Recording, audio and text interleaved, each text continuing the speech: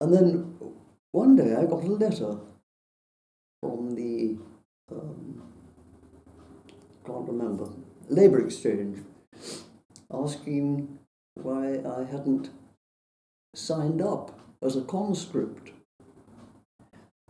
Well, I didn't sign up as a conscript because I was doing work of national importance. The date had come up. I think I was in the ATS at the time.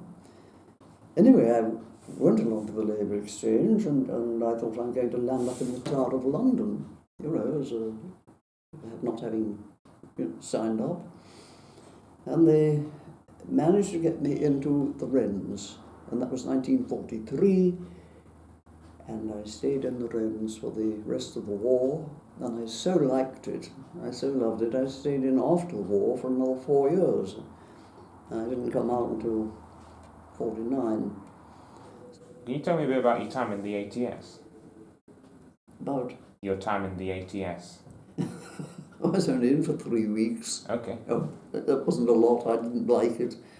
I'd been leading a fairly rackety old life, and suddenly to find myself in this dreadful khaki uniform with all the idiotic disciplines and, the yes ma'am, no ma'am, and all the rules and the regulations, I think, God, I can't bear this.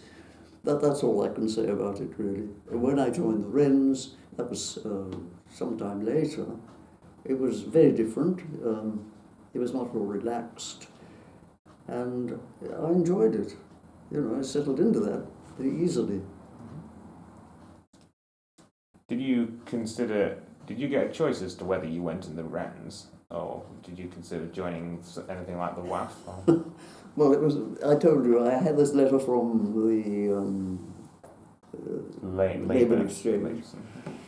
And first of all, the woman said to me, you should have signed up, and you really are a conscript, and you will have to go into the ATS. And I said, well, I've told you, I've been in that, and I didn't like it. She said, oh, tough titty. Sorry about that. She said, well, okay, how about going into a munitions factory? I said, no, I don't think I'd like that either. And so I said, tell you what I will do, or what I would like to do if I'm able, I'll go into the Wrens, because I'd always admired, the whole outfit. And she said, oh, they don't take Wrens they don't take conscripts in the Wrens. They're far too posh. So somebody had told me at one time that if you had a relation who was in the Navy, you would be able to get into the Wrens. So I quickly invented a relation. It didn't exist. And I thought, they'll never check up on this. And the woman immediately took this and said, oh yes, that'll get you in. And that is why, even as a conscript, I got into the Wrens. So, were any of your friends conscripted into the services? No, I don't think they were. Most of my friends, I'd always tended to have my friends older than myself, and they didn't sort of come into the conscript category. And a lot of my friends also went on to university when they left school, and they went into teaching. And that was a reserved occupation, so they continued to teach. I can't recall anybody who was actually conscripted. So what was the process for, well, you said you got into the Wrens eventually, but what was the process for joining up and signing up?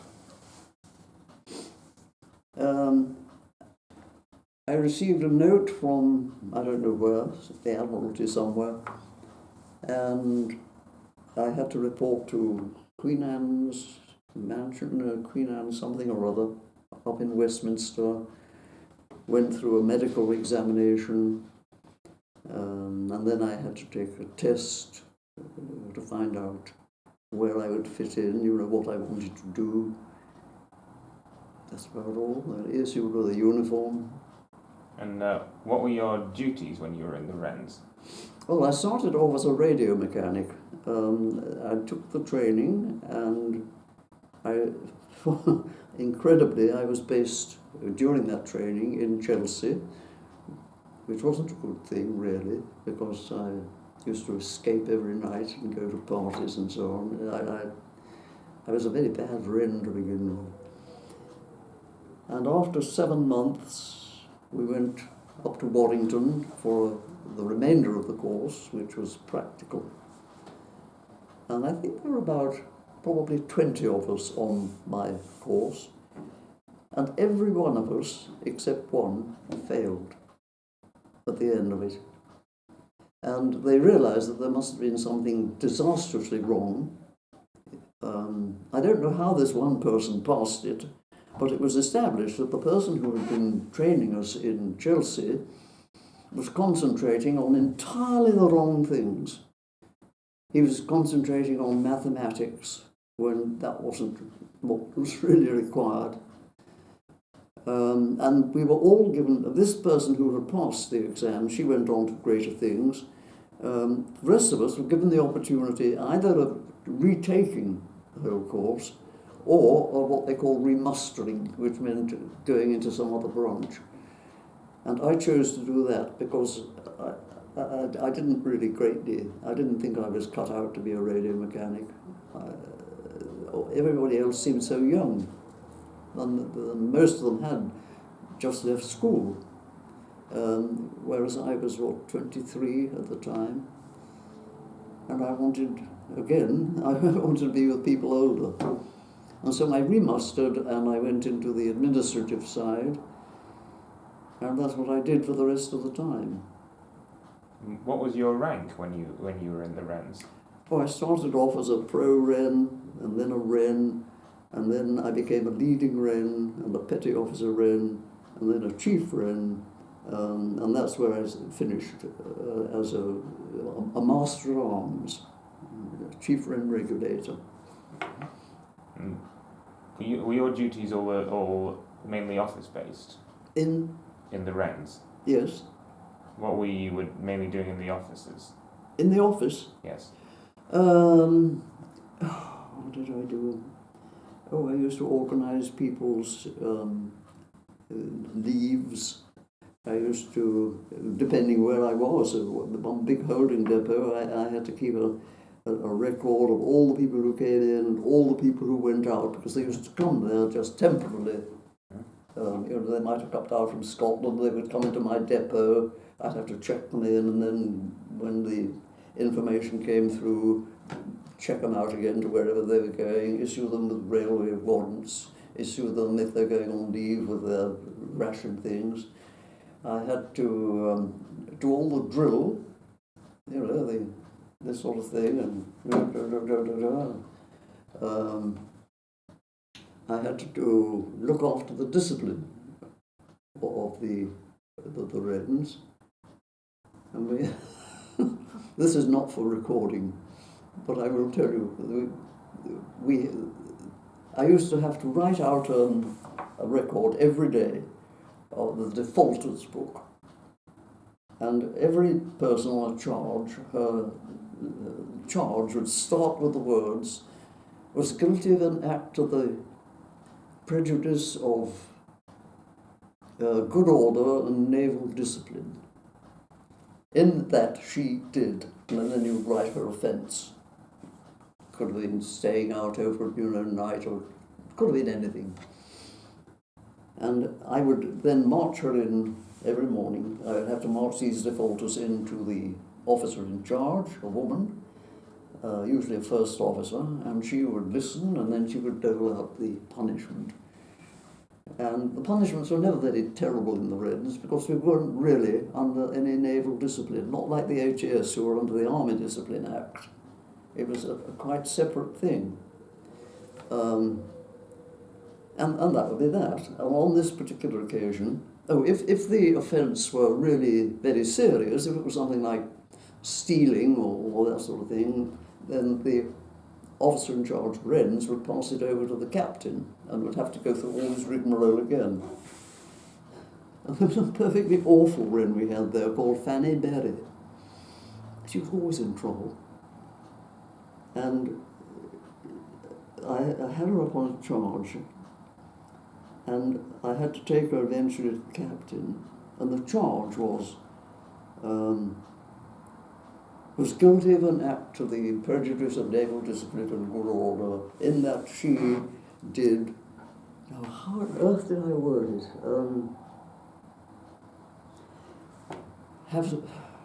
I can't remember the exact wording, but something like, did have sexual relations with one of the ratings on the food preparation table, because she was a cook.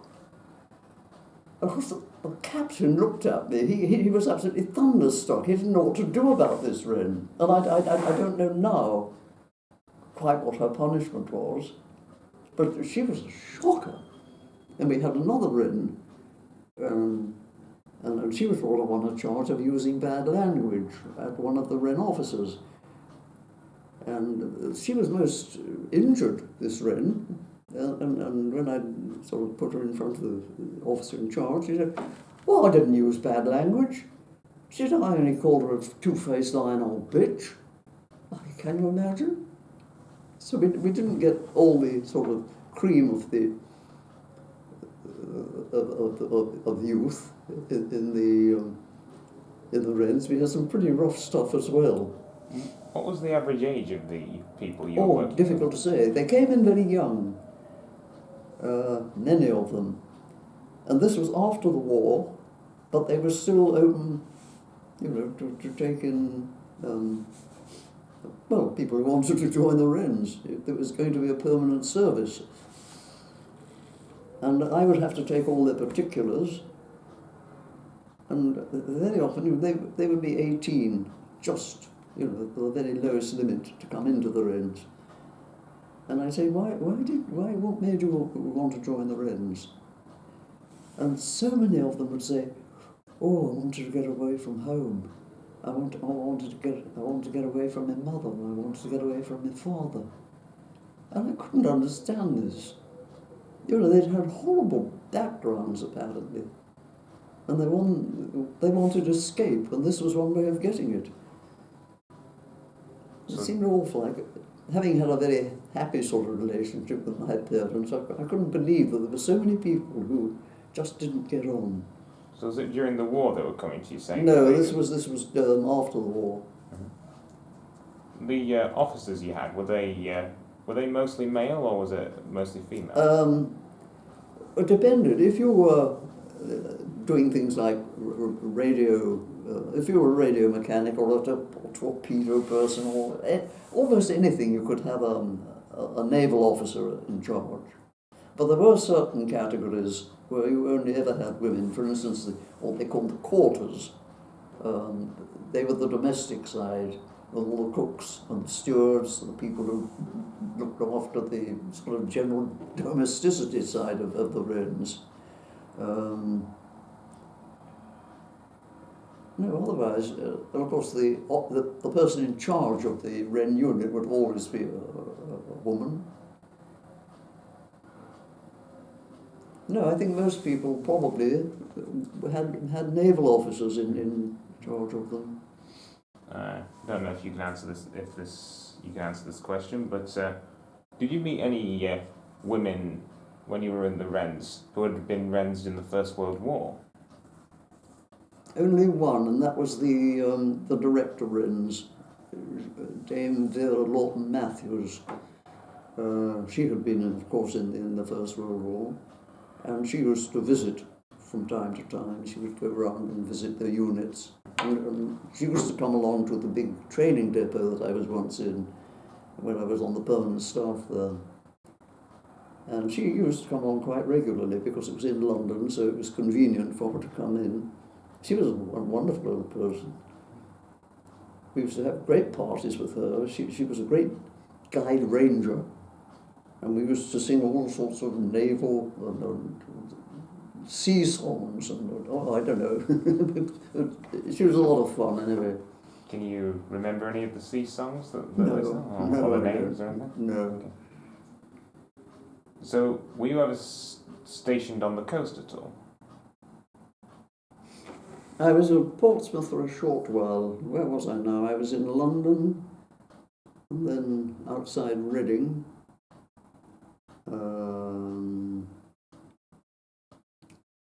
Where did I go from there? Sheerness, Halesworth, no, none of these places. Abbotssinch, and back to London. No, I was never on the coast. Okay. Not really. For a very short time, as part of my training for the administrative work that I was doing, I was in Leon Solent. Mm-hmm. But that was only for about 3 months. Was it easy to make friends in the Wrens? Oh, yes, yes. You know, if you were a sociable sort of person, it was just lovely. Mm-hmm. But they never, after I left, I only kept in touch, I think, with about 2 of them, that's all. Mm-hmm.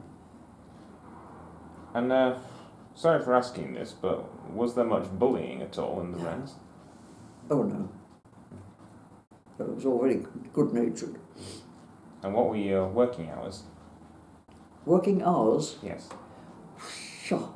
Oh, sometimes when I was training as an admin, I was working on watches, sort of night watch or day watch. But mostly, I can't remember.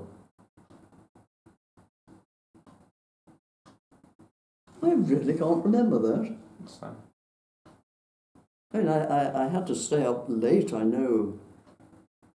I had a petty officer working for me or with me in the office, and I think we must have taken it in turns to be on late night duty, because you'd have to be there to see that all the Wrens had come back.